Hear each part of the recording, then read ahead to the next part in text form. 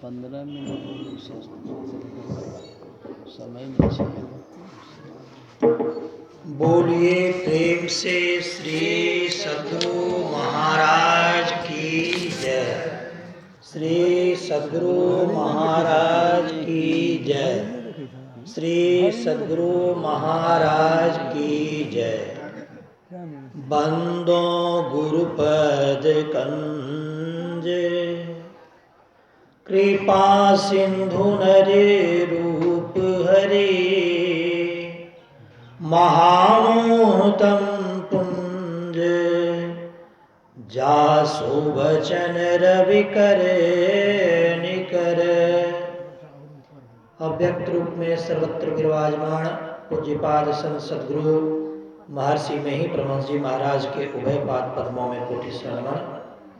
व्यक्त रूप में मंचस्थ पूज्यपाद अनमोलानंद बाबा, साधु महात्मागण, आदरणीय सत्संग प्रेमी महान भावों, माताओं तथा भक्तिमती बहनों, अभी हम लोग रामचरितमानस से के उत्तरकांड से पाठ का श्रवण कर रहे थे और पाठ मनुष्य शरीर की उपादेयता अथवा महत्ता, जिसको अंग्रेजी में मोमेंटसनेस कहते हैं, उस पर हुआ है। मनुष्य शरीर की महत्ता को तुलसीदास बाबा को बताने की आवश्यकता क्यों पड़ गई?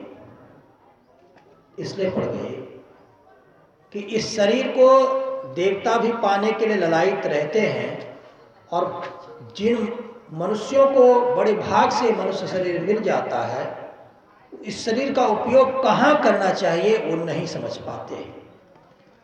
और दुर्भाग्य तो ये है, अगर कोई अनपढ़ आदमी नहीं समझ पाता है तो खैर वो तो अज्ञानी है। हमने देखा है दुनिया भर के कई देशों में बहुत पढ़े लिखे लोग भी इसके महत्व को नहीं समझ पाते। गुरु महाराज जब घर से निकले थे और दरियापंथी साधु के घर गए थे तो उनके घर से फिर उनको वापस लेने के लिए आया गया था उनके पिताजी के आदेशानुसार। परंतु वहां पर उन्होंने जो कहा था, देह धरे कर यही फल भाई, भजिए राम सब काम बिहाई। कहा कि इस मनुष्य शरीर को मैंने धारण किया है, इसलिए किया है कि सारे कामों को छोड़कर राम का भजन नहीं करो। परंतु ये तो साधुओं के बीच में हम लोगों ने सीख लिया। अब चलिए थोड़ा दृष्टि पलट के इधर उधर देखते हैं। जितने संसारी हैं, कितने लोग राम का भजन करते हैं? कोई नहीं करता, बहुत कम करते हैं। पूरे धरती की जनसंख्या लगभग 7.5 अरब है। 7.5 अरब। चीन एक नंबर पर है जनसंख्या में, दूसरे नंबर पर भारत है। तो दूसरे नंबर की जनसंख्या में तो हम ही लोग हैं। चाइना में धर्म उतना नहीं होता है, धर्म को महत्व नहीं दिया जाता, इसलिए भारत ही धर्म प्रधान हो गया। तो भारत अगर इस ज्ञान को दुनिया को नहीं बताएगा तो बताएगा कौन? भारत में भी साधु महात्मा जैसे गुरु महाराज जैसे ज्ञानी लोगों ने इस बात को बता दिया। बड़े भाग मानुष तन पावा, सुर दुर्लभ सब ग्रंथ ही गावा। बड़े दिक्कत से, बड़े भाग्य से, बड़ी कोशिश से ये मनुष्य का शरीर हम सबको मिलता है और ईश्वर की असीम कृपा से मिलता है। देवता भी पाने को ललायित रहते हैं। ये सारे सदग्रंथों में लिखा हुआ है। सदग्रंथ जिसको अंग्रेजी में स्क्रिप्चर्स कहते हैं। हम कल या परसों की बात है, कुछ विदेश के लोग को कह रहे थे कि आप जो ज्ञान किताबों के द्वारा सीखते हैं वो तो बातें किताबी है आपकी केवल, और हम लोगों ने साधुओं के चरण में जो व्यवहारिक ज्ञान सीखा है उसको आप किसी गुरु की सेवा करके व्यवहारिक गुरु से ही सीख सकते हैं। लेकिन विदेशों की कुमंडूकता ऐसी है कि वो कोई ज्ञान प्रैक्टिकल बताता है तो नहीं समझेगा, वो किताबों के द्वारा जाएगा। किताब में कुछ बड़ी बड़ी बातें कही गई है, उससे आपको अनुभवात्मक ज्ञान होगा नहीं। नहीं होता है। लेकिन हम बाहर के देशों के लोगों के मस्तिष्क को बदलने का कोशिश जब करते हैं तो ऐसी वहाँ मानसिकता बनी हुई है कि वो जो किताब में नहीं लिखा उसको मानेंगे नहीं। ये सब दिक्कत है बाहर में। लेकिन भारत के लोग बड़े समझदार हैं, सत्संगी तो महासमझदार होते हैं। वो तुरंत समझ जाते हैं, वो सब जानते हैं कि साधु की सेवा से ही परमात्मा का ज्ञान मिलता है। आज के पाठ में रामचरितमानस से जो पाठ हुआ उसमें कहा गया कि जो विषयों में सदगुरु महाराज की जय, विषयों में मन को नहीं महाराज बहलाना की है, जय, विषयों में श्री मन को नहीं ले जाना है। महाराज की जय। तो फिर किसमें विषय क्या है? रूप रस गंध स्पर्श और शब्द। रूप रस गंध स्पर्श और शब्द कैसे है? ये संसार में हम विभिन्न प्रकार के रूपों को देखते हैं, विभिन्न प्रकार के रसों में अपने मन को बहलाते हैं, विभिन्न प्रकार के गंध में अपने मन को फैलाते हैं, स्पर्श और शब्द, यही 5 है संसार। तो ये विषय हैं। इन विषयों में हमारा मन अनंत काल से बहता चला जा रहा है, परंतु संतों ने इस पर रोक लगा दी कि विषयों से मन को मोड़ो। तो मन को मोड़ोगा किस विधि से? तो उसके लिए अपने यहाँ मानस जप, मानस ध्यान, दृष्टि योग और सूरत शब्द योग बताया गया, जिस पर मैं सुबह में आपको कुछ प्रकाश डाला था। ये सारे लेसन्स या शिक्षाएं ऐसी है जो बार बार श्रवण करने से मन में बैठता है। इन शिक्षाओं को कोई संसारी विद्वान, किताबी विद्वान भी बताते हैं, परंतु साधु महात्मा जो बताते हैं, दोनों के बताते में अंतर होता है।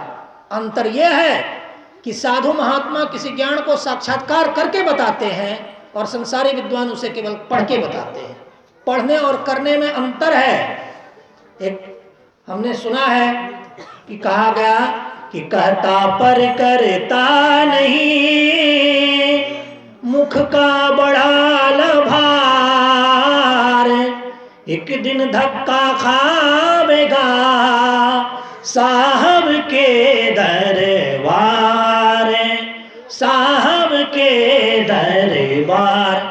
साधु महात्मा जो कहते हैं उसको करने का कोशिश करके कहते हैं, और संसारी विद्वान जो कहते हैं केवल पढ़ पढ़ के कहते हैं। वो कहते हैं, करते नहीं है, इसलिए प्रभावशाली नहीं, उनका प्रभाव नहीं होगा। और जो साधु कहते तो थोड़ा है, करते ज्यादा हैं, और तब आपको बताते हैं। यही दोनों में अंतर है। साधु के सानिध्य में जाकर जीव स्वाभाविक रूप से तरने लगता है, स्वाभाविक रूप से समाधि को प्राप्त करने लगता है। संसारी विद्वानों में ऐसी सब बातें नहीं होती है। हम एक विद्वान थे, उनके वेदांत के ब्रह्म के बारे में बहुत बात बताए, बड़ी बड़ी बातें तो बताए, परंतु ब्रह्म मेरे दिमाग में धसा नहीं। अगर धस भी गया तो उसका अनुभव नहीं हुआ। तो अगर खाली बात ही बनाना हो, परमात्मा बात बनाने की बात नहीं है, परमात्मा तत्व प्राप्त करने की चीज है। जैसे कोई करोड़पति करोड़ रुपया प्राप्त करता है और धन भोगता है, कोई राजा राज्य को प्राप्त करता है और राजभोग करता है, वैसे परमात्मा पद को प्राप्त करने की चीज है, उसके सुख को भोगने की चीज। आगे आज के पाठ में आया कि हमें जो मनुष्य का शरीर मिला है एक साधन है, इसी साधन के द्वारा हम परमात्मा को प्राप्त करेंगे। और इस साधन को प्राप्त करके यदि हम परमात्मा को नहीं प्राप्त करते हैं तो इस साधन का मैंने दुरुपयोग कर दिया। ये इंस्ट्रूमेंट है, ये इंस्ट्रूमेंट ये है with the help of which we can obtain the Lord। इसकी सहायता से हम परमात्मा को प्राप्त कर सकेंगे। अगर ये शरीर नहीं रहेगा तो परमात्मा नहीं मिलेगा, शरीर नहीं रहेगा तो परमात्मा नहीं मिलेगा। और इस शरीर की अनिवार्यता है, परंतु क्या ये शरीर रहने पर हम परमात्मा को खोजने का प्रयास करते रहते हैं? नहीं। संसार में धन, ऐश्वर्य, सुख इत्यादि प्राप्ति करने में लगाते हैं, परंतु संतों ने हमें चेता दिया कि जीते जी अगर परमात्मा को प्राप्त नहीं किया तो पछताने के अलावा और कुछ हाथ नहीं मिलेगा। और हमें कैसे प्राप्त करना है? हमें ध्यान करना है, अंधकार मंडल से प्रकाश मंडल में जाना है, प्रकाश से शब्द में जाना है, शब्द से शब्दातीत पद में जाकर के परमात्मा में मिलना है। इसके लिए गुरु की सेवा करनी है, गुरु का ध्यान करना है। बहुत सारे लोग हैं बहुत दिन से ध्यान पर बैठते हैं। मैंने बार बार कई लोगों को समझाया कि आप घर में बैठते हो तो कोई बच्चा यदि घर में पढ़ाई करता है और स्कूल नहीं जाता है तो क्या किताबें उसको समझ में आती है? नहीं आती। उसको किताब खरीद देते हैं, स्कूल भेजते हैं, जा जाकर सीखता है, 35 साल 40 साल तक पढ़ता है तो कुछ बनता है।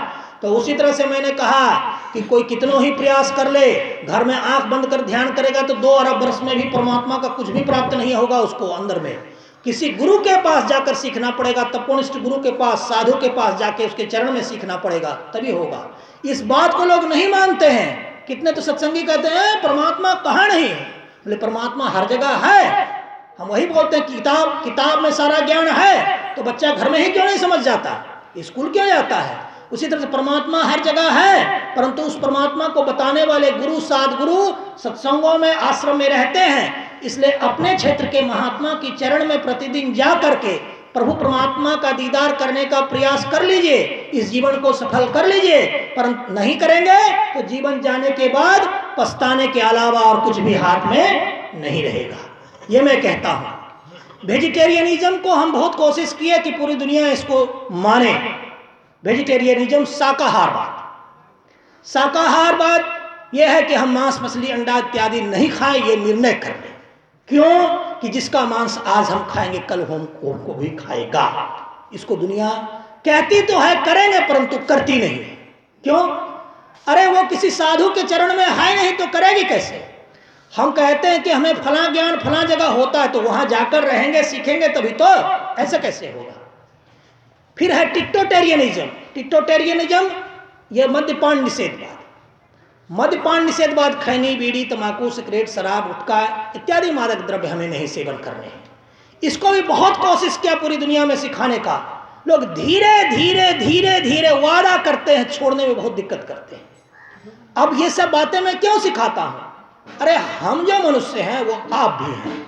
हर शरीर में एक ही आत्मा है, हम में आप में कोई अंतर नहीं है। आप देखिएगा नवधा भक्ति के अंत में समदर्शन की बात कही गई है कि मेरे में और हर जीव में कोई अंतर नहीं है। उसी तरह से मैं जब पूरी धरती के 7.5 अरब जनसंख्या को देखता हूं तो उस हर जनसंख्या के हर व्यक्ति में मुझे वही परमात्मा और मेरा अपना ही स्वरूप दिखता है। इसलिए मैं ये कोशिश करता हूं कि जितना धर्म साधन मैं कर सक रहा हूं, पूरी दुनिया उस तरफ मुड़े, पूरी दुनिया उस काम को करे।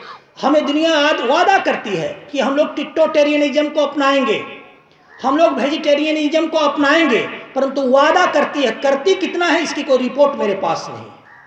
तो हमने सार रूप में ये कहा कि हम सबों को मनुष्य का शरीर परमात्मा की प्राप्ति करने के लिए मिला है, बिजनेस करने के लिए, रोजगार करने के लिए नहीं मिला है। परंतु इसका अर्थ ये नहीं है कि आजीविका के लिए कुछ व्यक्ति करे, नहीं, आजीविका के लिए भी करे और ध्यान साधना करे। ये दोनों चीज करने के लिए कहा गया है। परंतु जो गुरु या साधु के चरण को छोड़कर कहीं और ध्यान सोचता या खोजता है तो उसके बारे में गुरु जी महाराज ने कह दिया कि स्वतंत्र विचारी। स्वतंत्र विचारी हम अपने ही घर में आंख बंद करके ध्यान कर लेंगे, वो स्वतंत्र विचारी है। उसके बारे में गुरु महाराज ने साफ साफ कह दिया जो स्वतंत्र विचारी होगा वो गिरेगा। गिरने का मतलब वो षड्विकारों के गड्ढे में जाकर फंस जाएगा। षड्विकार क्या है?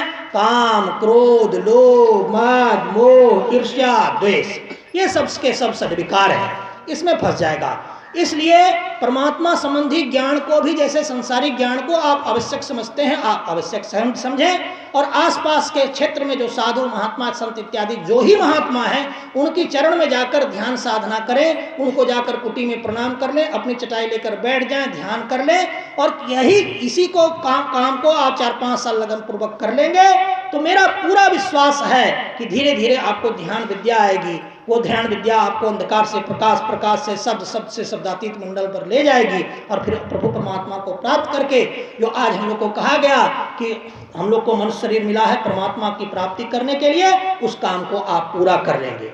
और इधर उधर विषयों में जाएंगे, संसार में माया में भ्रमते रहेंगे। हम तो दृष्टिपात करते हैं, इलेक्शन जब आता है बहुत सारे नेता मेरे पास आते हैं और आते हैं चाहते हैं किसी प्रकार हमें वो पद प्राप्त हो जाए, हाथ पकड़ के आशीर्वाद लेते हैं, पद प्राप्त हो जाए, रुपया अगर हो जाएगा तो हम कर लेंगे।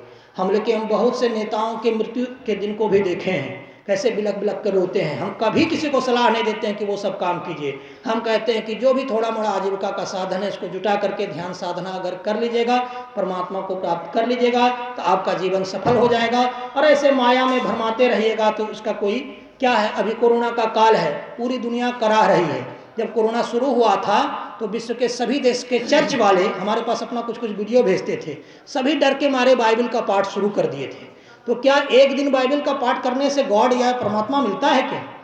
4 युग तक बाबा कबीर ने साधना की, 4 युगों तक काम किए, तब बाबा कबीर कहलाए। चारों युगों में वो क्या क्या किस किस नाम से थे, सबकी चर्चा है। इसलिए मैं भी समय से बंधा हुआ हूँ और मुझे बांका जाने में देर होगा, इसलिए मैं अभी अपनी वाणी को यहीं विराम दूंगा। अभी हम प्रवचन के बाद आरती में नहीं रह सकेंगे, हम सीधे जाएंगे। और जिनको भी ज़रूरत होगा नंबर तो यहाँ पर है, आप बात कर सकते हैं। मैं इन्हीं बातों को बोलकर अपनी वाणी को विराम देता हूँ। मेरे साथ बोलिए प्रेम से श्री सद्गुरु महाराज की, श्री सद्गुरु महाराज की, श्री सद्गुरु महाराज की।